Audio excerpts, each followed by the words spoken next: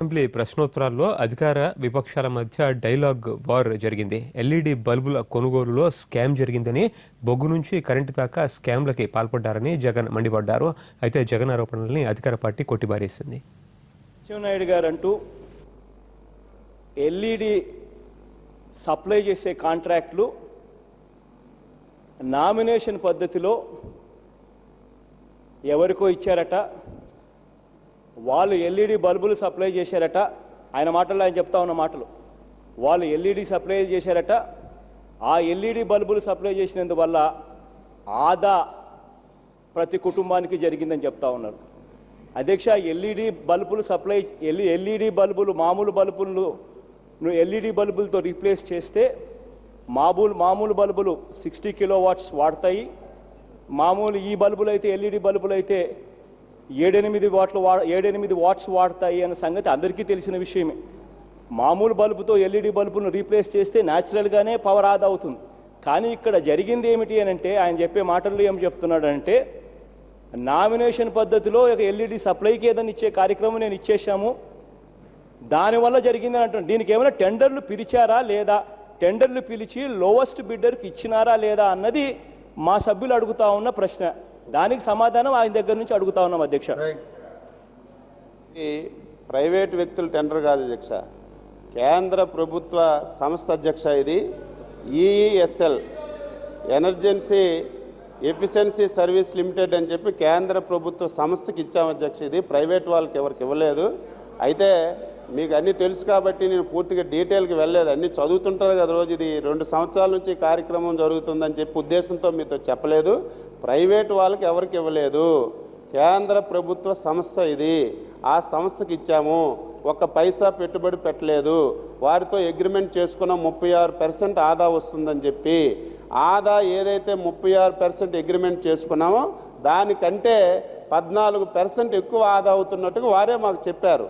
అయితే మాకేంటి లాభం అంటే, ఆ వచ్చినటువంటి 14%లో 50% మళ్ళీ రాష్ట్ర ప్రభుత్వానికే ఇస్తామని చెప్పి వాళ్ళు చెప్పారు. కాబట్టి ఇది కేంద్ర ప్రభుత్వ సంస్థ, దీన్ని కూడా సభ్యులందరూ తెలుసుకోవాలని చెప్పి కోరుతున్నాను.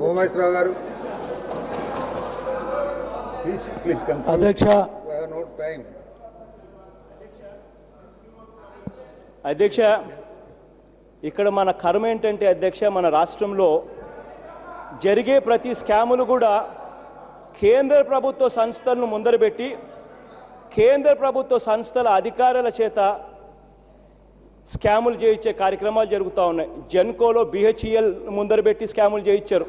కాస్ట్ పర్ మెగావాట్ జెన్కోలో 6 VTPS, కృష్ణపట్నంలో 5.82, 6.32 పర్ మెగావాట్ను, పక్కన తెలంగాణ గవర్నమెంటు గుజరాత్లో 4.4 crore పర్ మెగావాట్ పడతా ఉన్నా కూడా అక్కడ ఉన్నది ముందర BHEL కనిపిస్తూ ఉంది.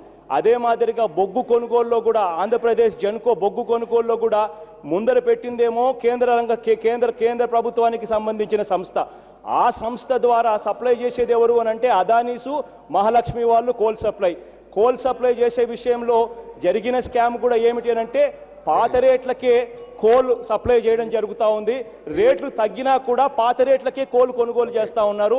ఇది పెద్ద స్కామ్ కింద కేంద్ర ప్రభుత్వ సంస్థలను సైతం ఉపయోగపెట్టుకునే అన్యాయమైన పరిస్థితిలోకి ఇవాళ మనం చూస్తున్నాం. అధ్యక్ష, ఇది కేంద్ర ప్రభుత్వ సంస్థ అయితే మాత్రం వాళ్ళ దగ్గర సబ్ కాంట్రాక్ట్లు వాళ్ళు ఏ రకంగా టెండర్లు పిలుస్తూ ఉన్నారు, వాళ్ళు L1కి ఇస్తూ ఉన్నారా లేదా అనేది ఇంపార్టెంట్. ఎందుకనంటే లాస్ట్కి వచ్చేసరికి ఏ రకంగా సేవింగ్ ఏ రకంగా డబ్బులైనా కూడా కరెంటు బిల్లుల రూపంలో అయితేనేమి, ఏ రకంగా అయితేనేమి వసూలు చేసేదైతే రాష్ట్ర ప్రభుత్వం నుంచే వసూలు చేస్తారనేది మర్చిపోకూడదు అధ్యక్ష. ఈరోజు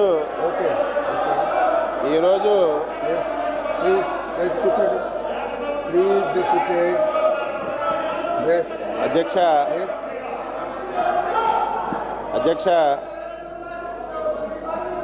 గౌరవనీయులైనటువంటి ప్రతిపక్ష నాయుడు గారు జగన్మోహన్ రెడ్డి గారు ఈరోజు టోటల్ విద్యుత్ విధానం పైన, బొగ్గు కొనుగోలు పైన ఇవన్నీ మాట్లాడారు. సరైనటువంటి సమయంలో సమాధానం చెప్తాం అధ్యక్ష. మీరు కూడా అది శాసనసభలో తీసుకొస్తే, ఈరోజు ఎల్ఈడి బల్బులకు వచ్చిన దానికి నేను సమాధానం చెప్తాను అధ్యక్ష. అయితే ఈ సందర్భంలో ఒక విషయం మరి సూచన కింద తీసుకుంటారో లేకపోతే సలహా కింద తీసుకుంటారో, కానీ స్కాముల గురించి, అవినీతి గురించి, దోపిడీ గురించి జగన్మోహన్ రెడ్డి, బొత్స సత్యబాబు లాంటి నాయకులు మాట్లాడుతుంటే అసలు నాకు ఆశ్చర్యం వేస్తుంది అధ్యక్ష.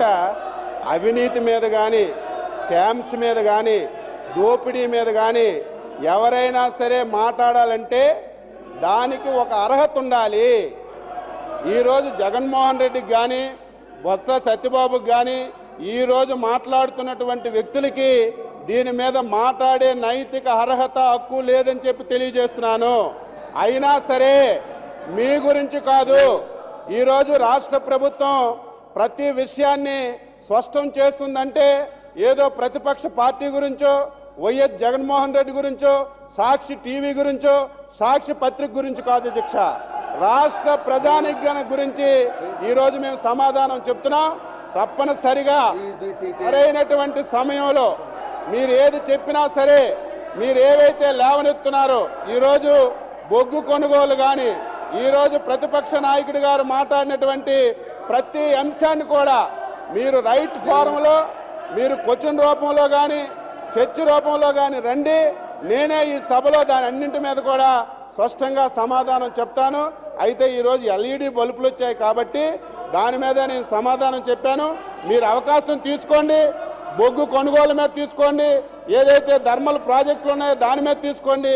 ప్రతి అంశాన్ని కూడా, మీరు అడిగిన ప్రతి ప్రశ్నకు కూడా స్పష్టంగా సమాధానం చెప్పడానికి నేను, రాష్ట్ర ప్రభుత్వం సిద్ధంగా ఉందని చెప్పి మీ ద్వారా గౌరవ ప్రతిపక్ష నాయకుడి గారికి తెలియజేస్తున్నా అధ్యక్ష.